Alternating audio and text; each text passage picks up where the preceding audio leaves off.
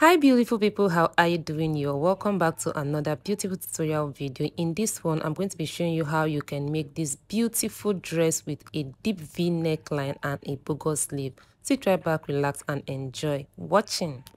First off is to get the half waist length plus 1 inch seam allowance. So for this, the total half waist length plus 1 inch is 17 inches. Okay, so I get that marked out and then ruled out, and the next thing I'm going to be marking out all the vertical measurements. Okay, and those include the armhole, the breast point, the under bust, and we already have the half waist length. Okay, so you just add for the breast point. I added half an inch, and then the under bust I added half an inch as well.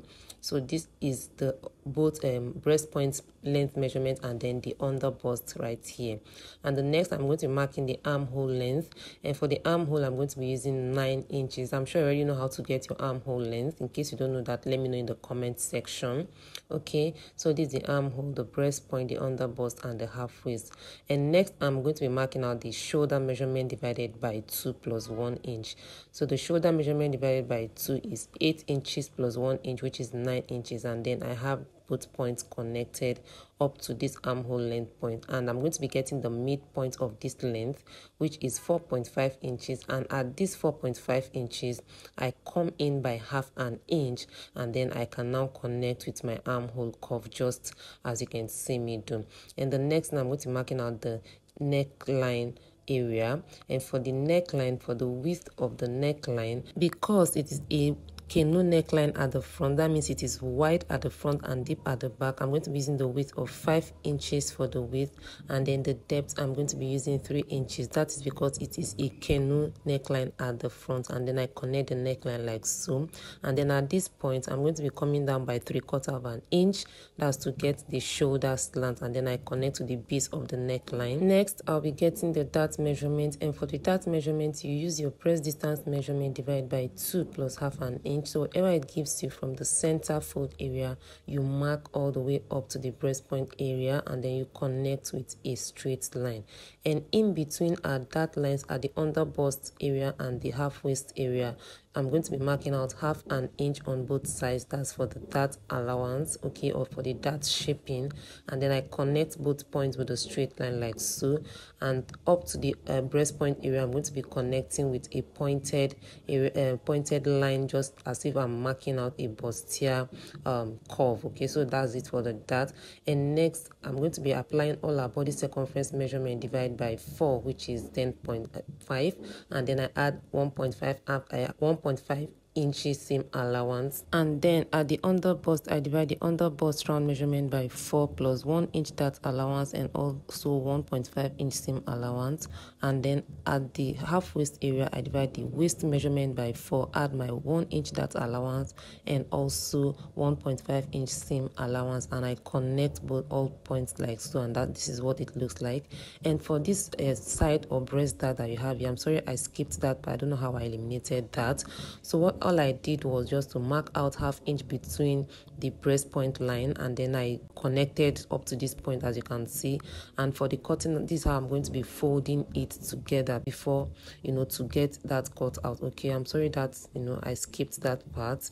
And then for the back part of the dress, I'm going to first of all mark out the zipper allowance of 1.5 inches all the way from the shoulder to the half waist length, and then I connect with the straight line. So this is the zipper allowance, after which the neckline, remember the width of the neckline for the front is 5 inches, so the same thing applies to the back. Okay, and then the shoulder measurements, like I did to the front, that's exactly how I'm going to be getting the width of the shoulder. And then I just curve like so. And for the depth of the neckline, remember it is a very deep V neckline at the back, so for the length of the depth, though it depends on how deep you want the depth to be, but for me I'm going to be using 12 inches for the depth of the neckline, because it's very deep, almost close to the waist at the back. And then with the help of this curve, I connect like so. You can see where I stopped. I didn't cross the zipper allowance, okay?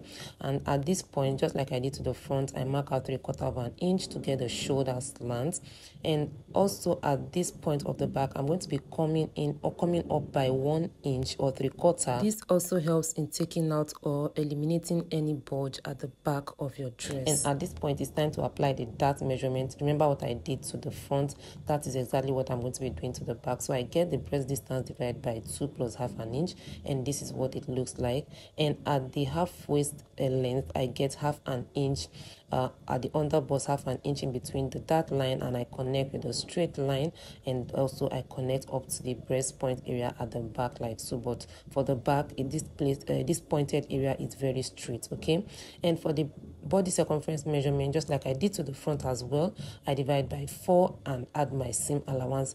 Please do not forget to add your 1 inch dart allowance at the underbust and also at the waist area, okay, because you are going to be taking that out. Remember what I did to the front, just apply the same, and I connect all the points like so. So for the 1 inch that I took out at the length of the back, remember I also took out 1 inch at this breast point area at the front. So by the time I take that out, definitely it is going to align with the length of the back, okay?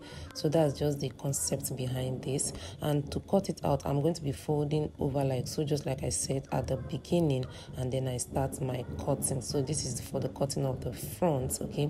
So at this point, I make sure I connect the lines back, okay? I make sure I connect them back, and then I proceed with the cutting up to the shoulder, sorry, the armhole area, and then I cut the neckline as well. And this is just basically how the cutting goes. I hope you understand this tutorial at this point, okay? So remember, this is our center front for the front, okay?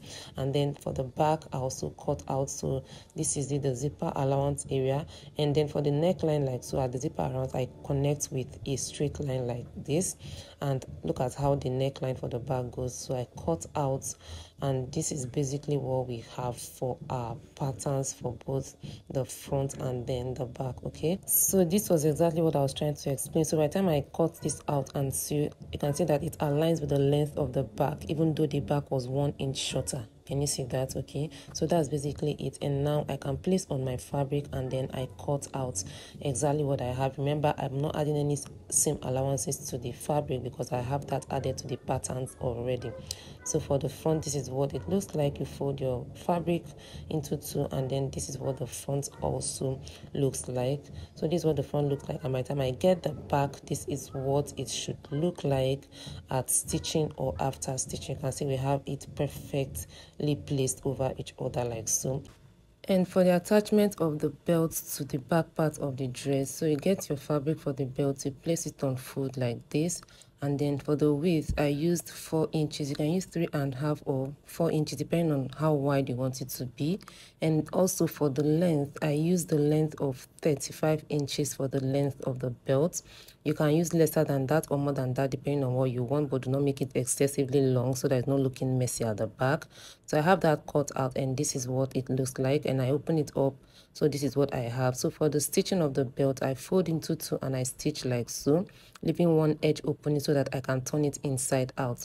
So I come back to the back part of the dress, and to fix the belt, it's either you fix it at the side of the dress or you fix it at the dart area of the dart, okay? So I'm trying to mark out the dart area of the back, and then I get the belt. I'm going to be placing it at the dart line, okay, leaving about ½ inches at the lower part for the joining of the up to the down, and then I fold over like so. And you know, like you normally stitch your dart, you have it stitched down, okay? So the belt is inserted into the dart, and after that, this is what the belt on the back part of the dress should look like, okay? So with that, we have the belt fixed on the dress. And then for the sleeve, remember we have this puffy bogus sleeve. For the length, I'm going to be using as long as depending on how bogus you or puffy you want the sleeve to be. So that's just how you how much fabric you can use, I mean to say. So for this particular one, I'm going to be, instead of the normal length of the where the sleeve is, which is 12, I'm going to be extending it to up to 20 inches, okay? Like where the sleeve is on the body, if you measure that on the body, okay, it's going to give you about 12 inches.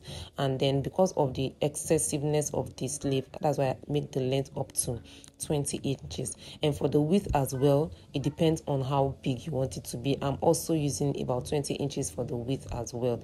And then at this side of the sleeve, I just mark out about 3 inches just to have my sleeve curve. Okay, and with this the sleeve is ready, and then I cut out. So for the sleeve, I just notch the center fold area.